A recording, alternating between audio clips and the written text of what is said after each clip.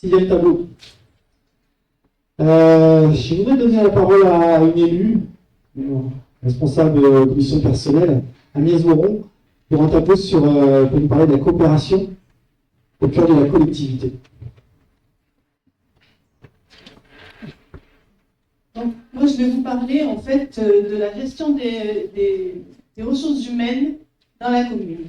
Alors, les ressources humaines, bien sûr, ce sont des gens que vous connaissez, ceux que vous rencontrez à l'accueil, ceux que vous rencontrez dans le service animation, par exemple, ceux que vous rencontrez également à l'école, dans les rues, pour les services techniques, dans les bâtiments. Et puis, il y a aussi toutes ces personnes que vous connaissez moins parce qu'elles travaillent dans les étages, dans l'administration.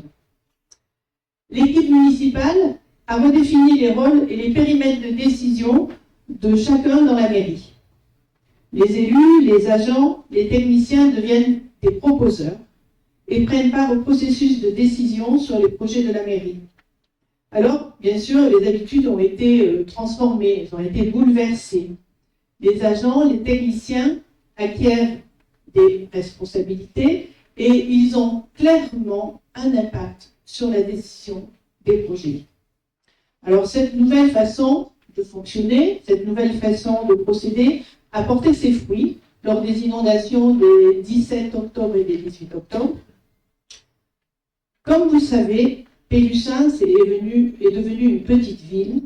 Les projets s'ajoutant au quotidien ont imposé un changement de braquet dans la gestion de la commune. Il s'agit d'adapter les moyens humains mis en œuvre au but recherché. Alors, de nouvelles têtes sont apparues dans l'équipe du personnel municipal.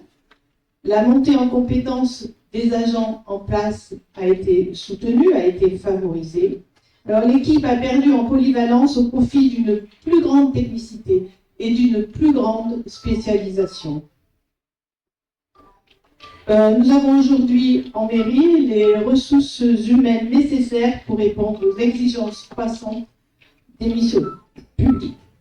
L'intelligence collective n'est pas quelque chose de nouveau.